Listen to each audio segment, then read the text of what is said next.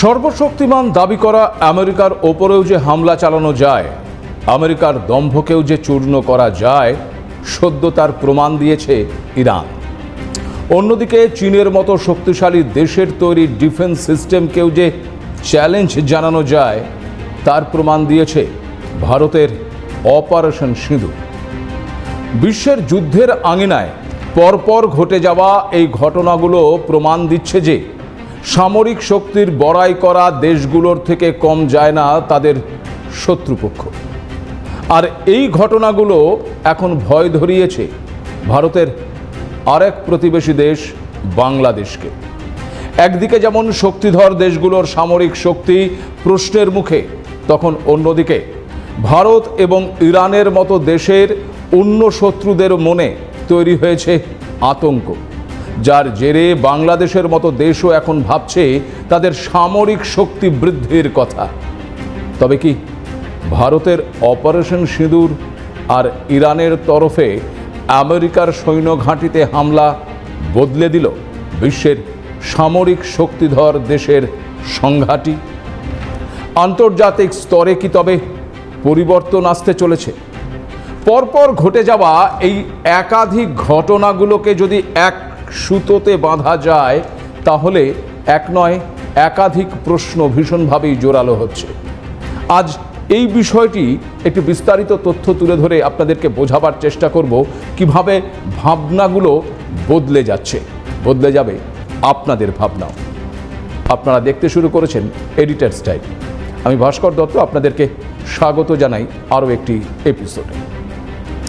ইরানের তরফে কাতার ও ইরাকে অবস্থিত মার্কিন সেনাঘাঁটিতে হামলা চালানোর পর মনে করা হয়েছিল এবার বোধহয় আমেরিকার তরফে ইরানে আরও বড় ধরনের কোনো হামলা চালানো হবে।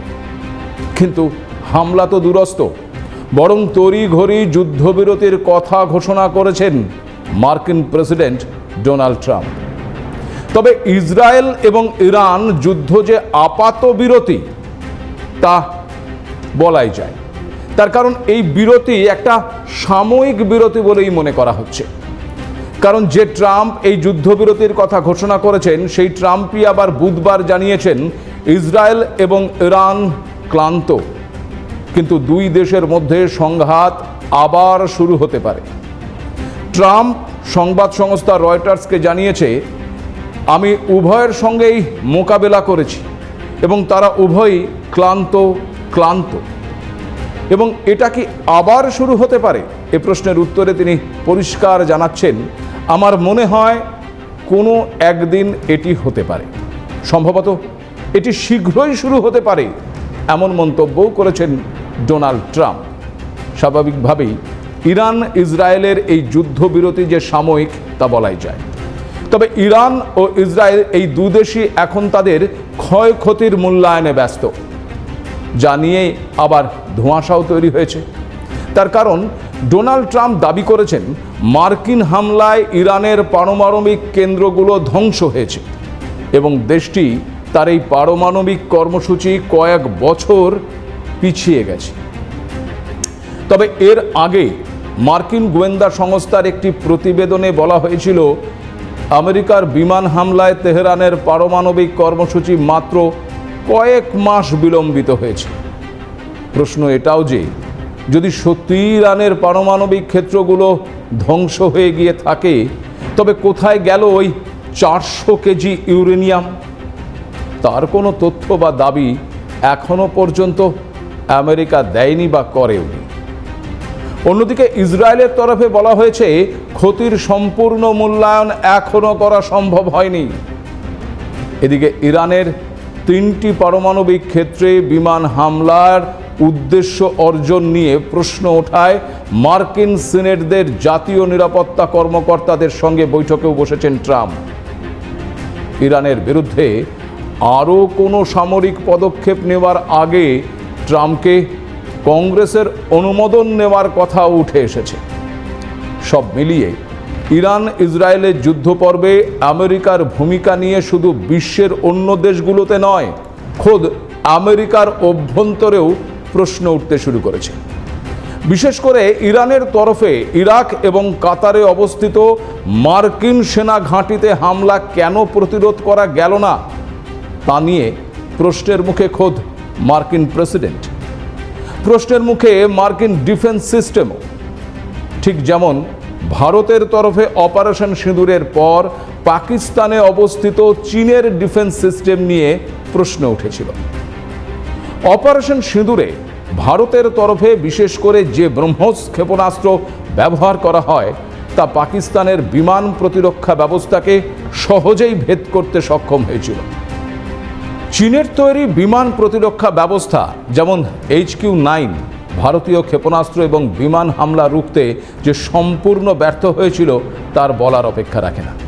চীনের তৈরি LY-80, HQ-9P, FN-6 এবং PL-15 সিস্টেম সহ পাকিস্তানের বিমান প্রতিরক্ষা নেটওয়ার্ককে নিষ্ক্রিয় করে দেয় ভারতীয় সেনাবাহিনী।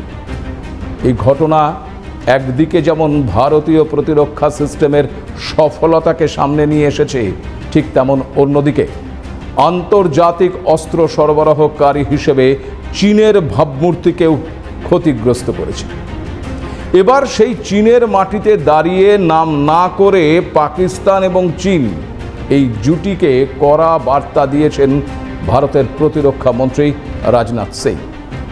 বিবৃতিতে বালুচিস্তানকে জায়গা দেওয়া হলেও পেহেলগাঁওয়ের বিষয়ে উল্লেখ নেই বলে সম্মেলনে পেশ হওয়া যৌথ বিবৃতিতে স্বাক্ষর করতে আপত্তি প্রকাশ করেছেন রাজনাথ সিং। অন্যদিকে আরও একটি তথ্য সামনে এসেছে, তা হলো ভারত এবার পাকিস্তানের পারমাণবিক ঘাঁটি ধ্বংসের পরিকল্পনা করতে পারে।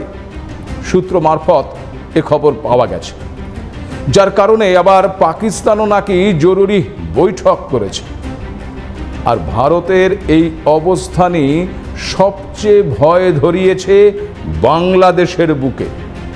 হাসিনার পরবর্তী সময়ে যেভাবে বাংলাদেশ জুড়ে ভারত বিরোধিতা শুরু হয়েছে, তাতে বাংলাদেশ যে আর ভারতের বন্ধু দেশ এমনটা বলা যায় না, বরং বাংলাদেশের বুকে ভারত বিরোধী চক্রান্তের প্রমাণ মিলেছে বাংলাদেশের একাধিক মৌলবাদী নেতার বক্তব্যে এবং সেখানকার ব্যক্তিদের কর্মকাণ্ডে। শেখ হাসিনাকে উৎখাতের পর বাংলাদেশে যেভাবে মৌলবাদী শক্তি মাথাচাড়া দিয়েছে তা ভারতের কাছেও মাথা ব্যথার কারণ হয়ে দাঁড়িয়েছে। সন্ত্রাসবাদকে আশ্রয় দেওয়ার জন্য যে পাকিস্তানের বিরুদ্ধে এতদিন সরব এবং সোচ্চার হয়ে এসেছে ভারত, এখন সেই সন্ত্রাসবাদকে আশ্রয় দিচ্ছে বাংলাদেশও। পাকিস্তানের সাথে নতুন করে বাংলাদেশের সখ্যতা সেই আশঙ্কাকে বাড়িয়ে দিয়েছে কয়েক গুণ। কারণ এর আগে বাংলাদেশের মাটিকে ব্যবহার করে পাকিস্তানের তরফে এই ভারতে সন্ত্রাসবাদ ছড়িয়ে দেওয়া হয়েছিল, তার এক নয় একাধিক উদাহরণ রয়েছে। আর সেই ঘটনার পুনরাবৃত্তির আশঙ্কা তাই উড়িয়ে দেওয়া যাচ্ছে না। কিন্তু যে বাংলাদেশ ভারতের বিরুদ্ধে হুঙ্কার দিচ্ছিল, সেই বাংলাদেশ পাকিস্তানের বিরুদ্ধে ভারতের অপারেশন সিঁদুরের পর এখন যেন থরথর করে কাঁপছে। ভারতের হামলায় নাস্তানাবুদ হয়েছে পাকিস্তান। এবার ভারত যদি বাংলাদেশের উপর হামলা চালায়, তবে তাদের কি অবস্থা হবে তা বাংলাদেশের সাধারণ মানুষ খুব ভালো করেই বুঝতে পারছেন বাংলাদেশের বর্তমান প্রধান উপদেষ্টা মোহাম্মদ ইউনূসও, যিনি নিজেকে এই মুহূর্তে বাংলাদেশের নয়া মসিহা বলে মনে করা শুরু করেছেন। গদিতে বসার পরেই একের পর এক তার বিরুদ্ধে যে মামলাগুলো ছিল, শ্রম আইন লঙ্ঘন, গ্রামীণ টেলিকমের শ্রমিক কর্মচারীদের কল্যাণ তহবিলের 25 কোটি 22 লক্ষ টাকা আত্মসাতের অভিযোগ, এসব মামলা থেকেই বেকসুর খালাস পেয়েছেন মোহাম্মদ ইউনূস। কিন্তু কিভাবে তা সম্ভব হয়েছে তা বাংলাদেশের মানুষ ভালো করেই জানেন। এবার কি তবে ভারতের সাথে যুদ্ধ করতে চাইছেন মোহাম্মদ ইউনূস?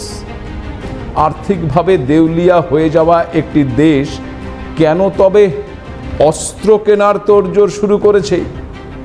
ভারতের অপারেশন সিঁদুরে কি তবে সিঁদুরে মেঘ দেখছেন বাংলাদেশের এই উপদেষ্টা? অপারেশন সিঁদুর, ভারতীয় সেনাবাহিনীর পরাক্রমে পাকিস্তান শুধু বিধ্বস্তই হয়নি, বরং চীনের তৈরি প্রতিরক্ষা ব্যবস্থাও প্রশ্নের মুখে। এই পরিস্থিতিতে ভারত যদি বাংলাদেশের উপর হামলা চালায় তবে তা কি হবে তা আঁচ করতে কি আর বাকি আছে? আর সেটা আঁচ করেই বোধহয় এখন আর ঘুমোতে যেতে পারছেন না মোহাম্মদ ইউনূস। চীনা পণ্যের ওপর কি আর ভরসা করতে পারছে না বাংলাদেশ? তাই কি চীনের মতো ঐতিহ্যবাহী অংশীদারের বাইরে এখন নতুন বন্ধু খুঁজছে তারা? চীনের প্রতিরক্ষা ব্যবস্থা নিয়ে যে ভারতের হামলা আটকানো যাবে না তা বুঝতে পেরেই কি তবে এবার যুক্তরাজ্যের সঙ্গে গাঁটছড়া বাঁধার চেষ্টা করছেন ইউনূস? বাংলাদেশের সামরিক গোয়েন্দা সূত্রে খবর, বাংলাদেশের একটি উচ্চ পর্যায়ের সামরিক প্রতিনিধি দল সোমবার একটি গুরুত্বপূর্ণ আন্তর্জাতিক প্রতিরক্ষা সম্মেলনে যোগ দিতে যুক্তরাজ্যে অর্থাৎ ইউকেতে পৌঁছেছে। প্রতিনিধি দলের নেতৃত্বে রয়েছেন রংপুরের এরিয়া কমান্ডার এবং 66 পদাতিক ডিভিশনের general officer commanding major general Mohammad Kamrul Hasan.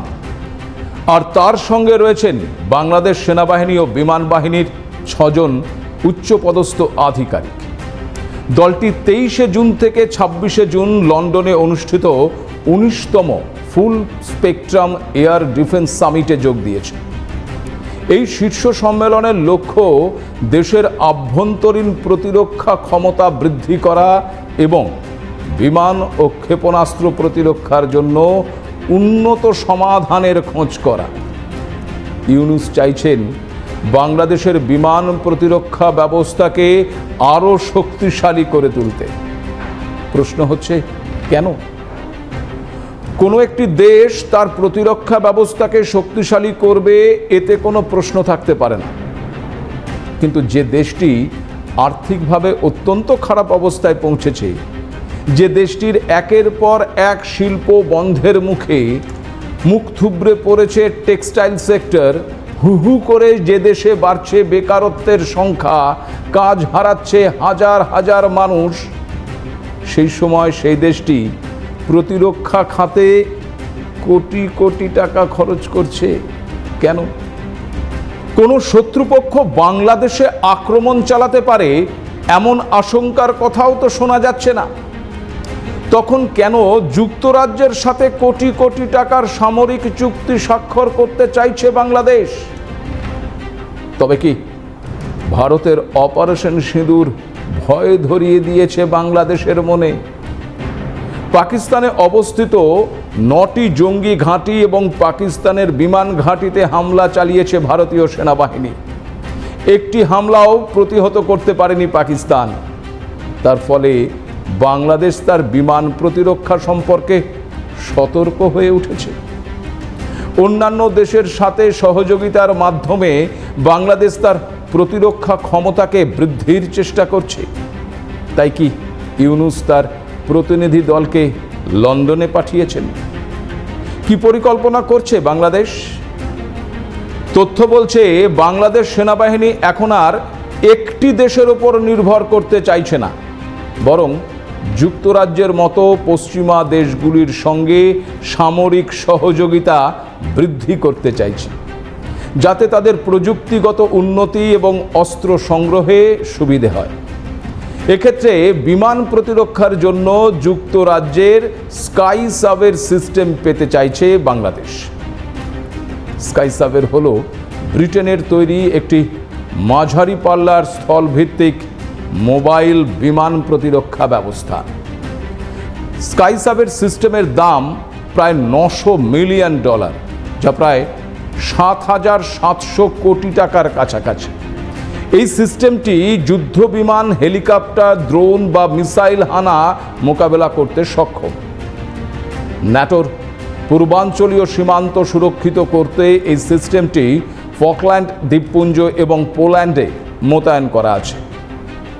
এক্ষেত্রে বলা ভালো যে বাংলাদেশের সঙ্গে যুক্তরাজ্যের প্রতিরক্ষা অংশীদারিত্ব আগে থেকেই রয়েছে, যার প্রেক্ষিতে বাংলাদেশকে প্রতিরক্ষা ক্ষেত্রে প্রশিক্ষণ, সামরিক সহায়তা এবং সাহায্য প্রদান করে থাকে যুক্তরাজ্য। তবে সম্প্রতি এই সম্পর্কের খাতিরে যুক্তরাজ্য থেকে বাংলাদেশে অস্ত্র রপ্তানি বৃদ্ধি পেয়েছে।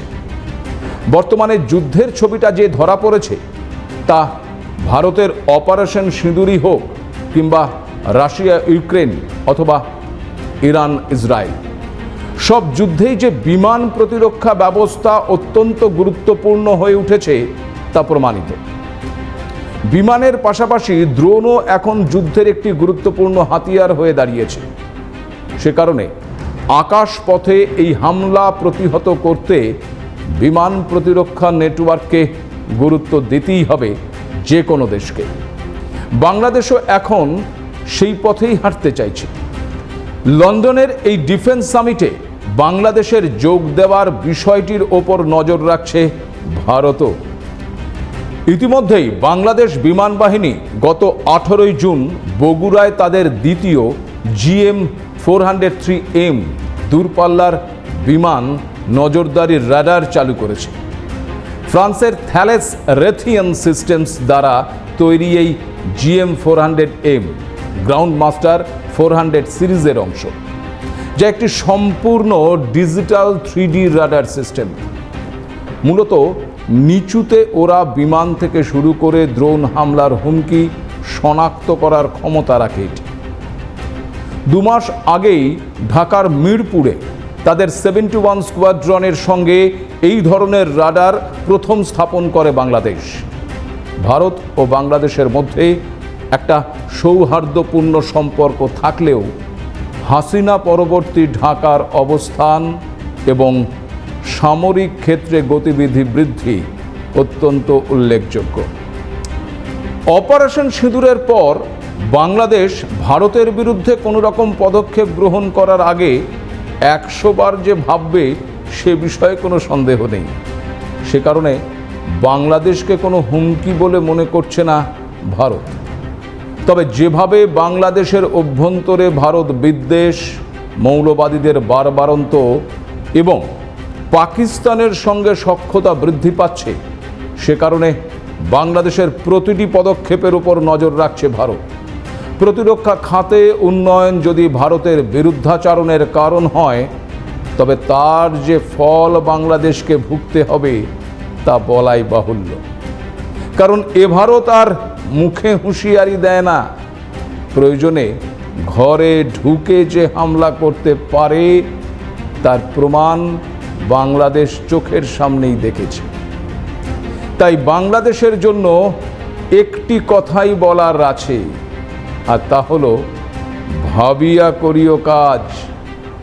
কারণ করিয়া ভাবতে গেলে আবার ভাবার সময় পাবে না তারা। আজ এ পর্যন্তই। নমস্কার।